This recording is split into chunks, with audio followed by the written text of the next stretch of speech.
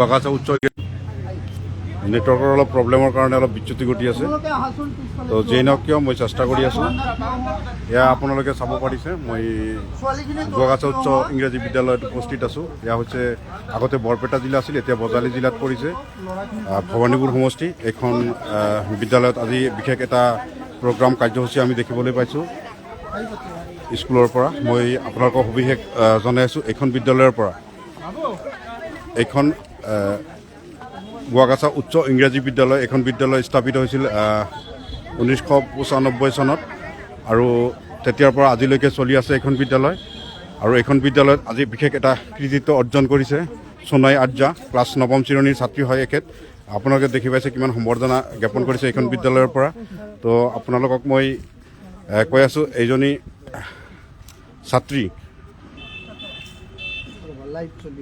নাই লাইভ চলি থাকক, আপোনালোকে কাম কৰি থাকক। তো এই ছাত্ৰীজনী মই আপোনালোকক সবিশেষ তথ্যটো জনাই আছোঁ। অসমৰ হৈ ডেৰাডুনত তাই ক্ৰিকেট খেলাৰ সুযোগ পাইছিল। বহুত সাংবাদিক আহিছে, আপোনালোকে দেখিবলৈ পাইছে। মহিলা ক্ৰিকেটত এইজনী ছোৱালীয়ে বিশেষ এটা কৃতিত্ব অৰ্জন কৰিছে। খবৰৰ আঁৰৰ খবৰ, কিয়নো যেতিয়া হাইস্কুল শিক্ষান্ত পৰীক্ষাৰ ফলাফল আছে, ভেঞ্চাৰ বিদ্যালয়সমূহত যে কি কৰে ব্যক্তিগত খণ্ডৰ বিদ্যালয়সমূহৰ লগত তেওঁলোকেও ভাল ৰিজাল্ট কৰে, এয়া কিন্তু আমাৰ নজৰত নপৰে।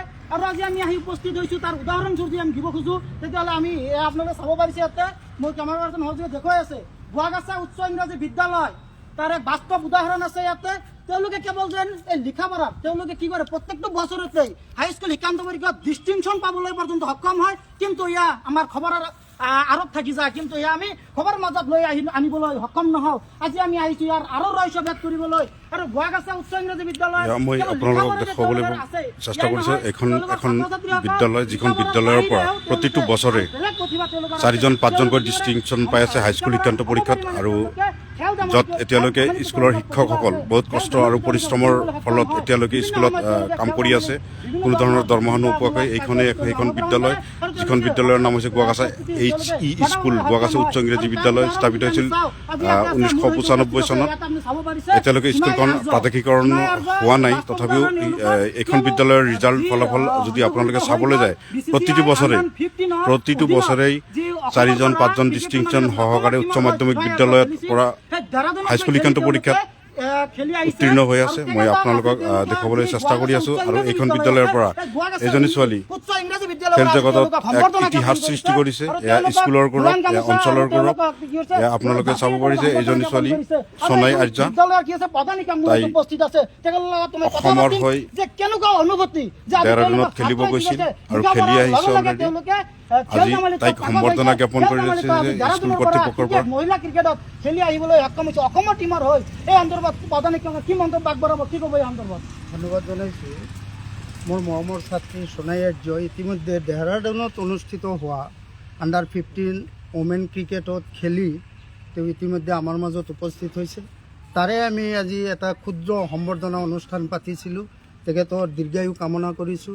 খেল জগতত তেওঁ যেন আগুৱাই যাব পাৰে, সেইটোৱে কামনা কৰিছোঁ। কি কৰিব ছাত্ৰ ছাত্ৰীসকলক, কি মেছেজ দিব, কি বাৰ্তা দিব? ছাত্ৰ ছাত্ৰীসকলে সোণাই আৰ্যক অনুকৰণ কৰক, তেওঁলোকেও খেলা ধূলাত অংশগ্ৰহণ কৰক, তেওঁলোকে খেলা ধূলাত মনোনিয়োগ কৰক। খেলা ধূলাৰ মাজেদিয়ে জীৱন গঢ়িব পৰা যায়, তাৰ এটা উদাহৰণ সোণাই আৰ্য। আৰু এজন তেখেতক ধন্যবাদ জনাইছোঁ। আৰু আমি কি কৰিছোঁ, এই সোণাই আৰ্যক আমাৰ ষ্টাৰ এন টিভি চেনেলৰ পৰা তেখেতক আমি অভিনন্দন জনাইছোঁ, শুভেচ্ছা জনাইছোঁ। আৰু আপোনালোকে জনাব পাৰে, আমাৰ কমেণ্ট বক্স খোলা আছে, আপোনালোকে শুভেচ্ছা জনাব পাৰে সোণাই আৰ্যক।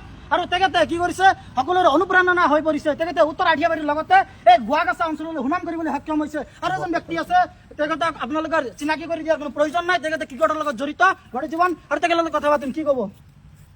সোণাই আৰ্যক ধন্যবাদ জনাইছোঁ। তেখেতক সৰুৰ পৰা লগ পাইছোঁ একাডেমীত। তেখেতৰ একাডেমী হ'ল বৰপেটাৰ ক্ৰিকেট একাডেমী, আৰু কোচ হ'ল সন্দীপ শিৱাই সিংহানী। তেখেতকো ধন্যবাদ জনাইছোঁ। আৰু অসমৰ যিটো ক্ৰিকেট, উমা চেত্ৰী মহিলা ক্ৰিকেটত মানে ইণ্ডিয়া হৈ খেলি আছে। আমাৰ বৃহত্তৰ মাজগাঁও এলেকাৰ পৰা সোণাই আৰ্যই অসমত ৰিপ্ৰেজেণ্ট কৰিছে। গতিকে ক্ৰিকেটত এটা ভাল ভৱিষ্যত আছে, পৰিশ্ৰম কৰিলে আগুৱাই যাব পাৰোঁ। তাৰ ৰিয়ান পৰাগ, আমাৰ উমা চেত্ৰী এটা উদাহৰণ। ইমান দীঘলীয়া সময় ইণ্ডিয়ান টীমত চান্স পোৱা নাছিল। গতিকে সোণাই আৰ্যৰ বয়স যথেষ্ট আছে, বহুত পৰিশ্ৰম কৰিব লাগিব।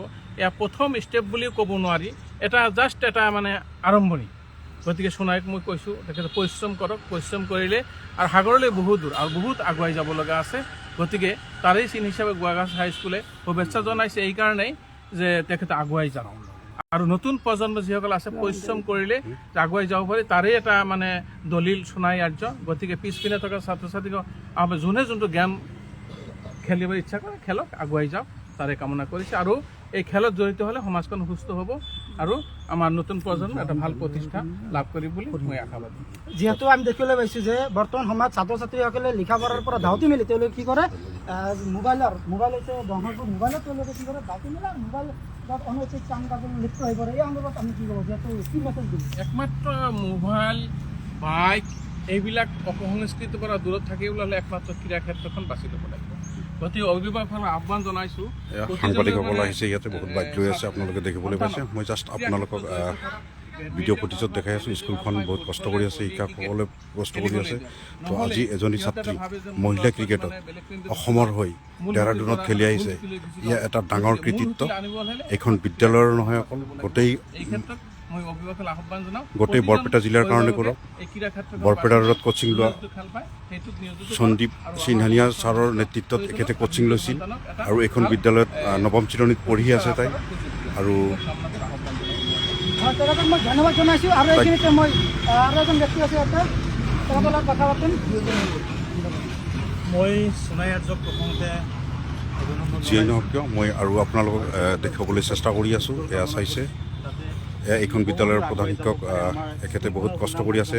স্কুল যেতিয়াৰ পৰাই আৰম্ভ কৰিছে 1995ৰ পৰা এখেতে এইখন বিদ্যালয়ৰ লগত জড়িত হৈ আছে। কোনো ধৰণৰ এইখন বিদ্যালয়ৰ শিক্ষকসকলে প্ৰাথমিকীকৰণ নোহোৱাৰ কাৰণে কোনো ধৰণৰ দৰমহা পোৱা নাই, চৰকাৰী কোনো একোৱেই পোৱা নাই।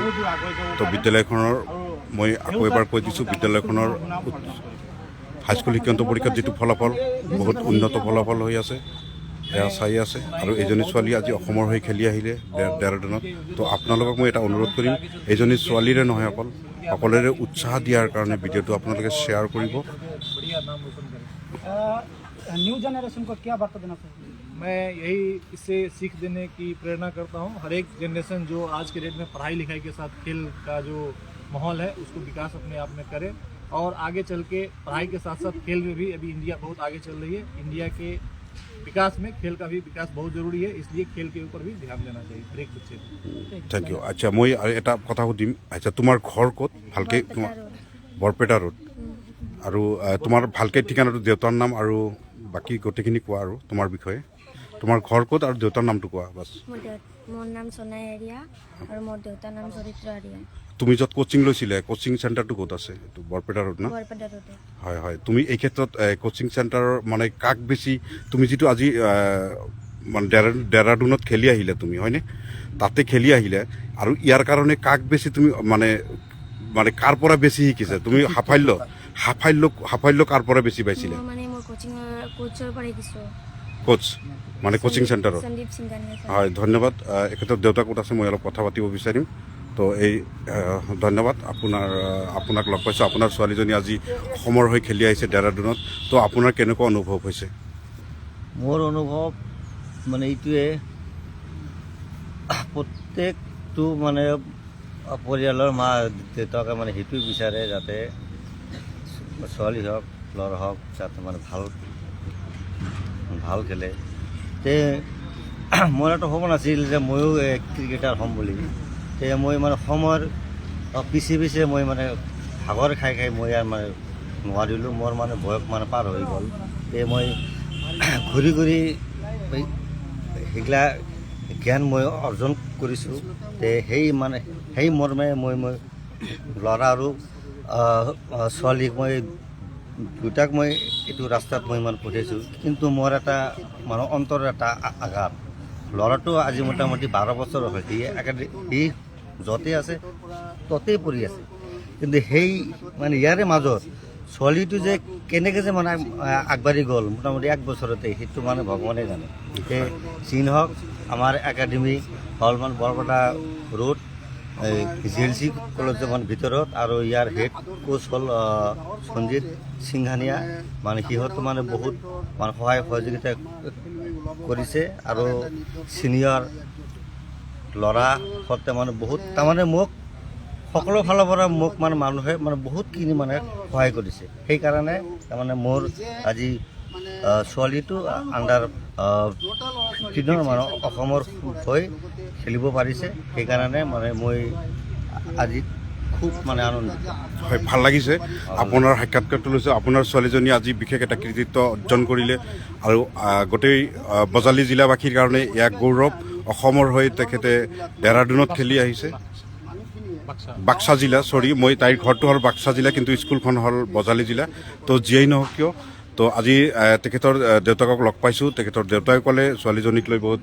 কষ্টও কৰিছে আৰু ছোৱালীজনী তাইৰ যিটো সপোন আছিল নিজে ক্ৰিকেটাৰ হ'ব খুজিছিল কিন্তু নিজে হ'ব নোৱাৰাৰ কাৰণে নিজৰ ছোৱালীজনী আজি ক্ৰিকেটাৰ লাইনত গুচি গৈছে অসমৰ হৈ খেলিছে মানে আমি ভাবোঁ আমাৰ এই অঞ্চল বা তথা এইখন জিলাৰ কাৰণে এটা গৌৰৱ তো ভাল লাগিছে আপোনাৰ লগত চাগে ময়ো খেলিছোঁ কিজানি না খেলিছোঁ না ঠিকে আছে মোৰ সতীৰ্থ হয় মই প্ৰথমতে চেহেৰাটো মোৰ মনত পৰি আছিল যদি কনফিউজন আছিল যিকোনো দৰ্শকসকল এখেতৰ লগত ময়ো খেলিছোঁ একেলগে আমি খেলুৱৈ হয় তো নিজে অলপ খেলিছে গাঁৱলীয়া খেলবিলাক আমি খেলিছোঁ ক্লাব পৰ্যায়ৰ খেল খেলিছোঁ তো যিয়ে নহওক আজি তেওঁৰ ছোৱালী আজি খেলিছে অসমৰ হৈ তো এয়া এটা গৌৰৱৰ কথা মোৰ ভাল লাগিছে তো যিয়ে নহওক কিয় মোৰো সতীৰ্থ হয় তো ইয়াতে বহুত শিক্ষক আছে বহুত ছাত্ৰ ছাত্ৰী আছে আজি পৰীক্ষাৰ মাজত যে আজি পৰীক্ষাৰ মাজতেই আজিৰ এই কাৰ্যসূচীটো আজি শিক্ষকসকলে উদযাপন কৰিছে তাৰ কাৰণে ধন্যবাদ আৰু অকল তাইৰ কাৰণে নহয় বাকী যি আমাৰ ছাত্ৰ ছাত্ৰী আছে সকলোকে উৎসাহিত কৰাৰ কাৰণেই আজি এই কাৰ্যসূচীটো উদযাপন কৰিছে তো ভাল লাগিছে এইখন বিদ্যালয়ৰ শিক্ষকসকল তথা ছাত্ৰ ছাত্ৰীসকলক তো আপোনালোকে ভিডিঅ'টো এইকাৰণে শ্বেয়াৰ কৰিব দিছোঁ এইজনী ছোৱালী আজি যিখিনি কৃতিত্ব অৰ্জন কৰিছে আজি যেনেকুৱা তাইক সন্মান কৰা হ'ল যেনেকুৱা তাইক সম্বৰ্ধনা জনোৱা হৈছে এনেকুৱা সম্বৰ্ধনা যাতে আৰু বহুত ছাত্ৰ ছাত্ৰী আছে সিহঁতেও যাতে পোৱাৰ আশাবাদী হয় যাৰ কাৰণে ভিডিঅ'টো আপোনালোকে শ্বেয়াৰ কৰিব আৰু এই ছোৱালীজনী আৰু যাতে আগুৱাই হৈ যাব পাৰে ভাৰতৰ হৈ খেলিব পাৰে তাৰ কাৰণে আপোনালোকে তাইক উৎসাহিত কৰাৰ উদ্দেশ্যে ভিডিঅ'টো শ্বেয়াৰ কৰিব আৰু বিদ্যালয়খনৰ উন্নত কৰাৰ কাৰণে আপোনালোকে ভিডিঅ'টো শ্বেয়াৰ কৰিব এই বিদ্যালয়খনৰ আমি জানো প্ৰতিটো বছৰতেই হাইস্কুল শিক্ষান্ত পৰীক্ষাত ভাল ফলাফল দেখুৱায় কিন্তু বিদ্যালয়খন এতিয়ালৈকে প্ৰাদেশিকৰণ হোৱা নাই তাৰ কাৰণে মই আমাৰ অসমৰ মুখ্যমন্ত্ৰী হিমন্ত বিশ্ব শৰ্মা ডাঙৰীয়াক এটা অনুৰোধ জনাইছোঁ যাতে এই ভিডিঅ'টোৰ বাৰ্তা যাতে তেখেতলৈ যায় আৰু অলপ হ'লেও বিবেচনা কৰে স্কুলখনৰ কাৰণে আৰু আমি এটা বস্তু আচৰিত হৈছোঁ যে প্ৰতিটো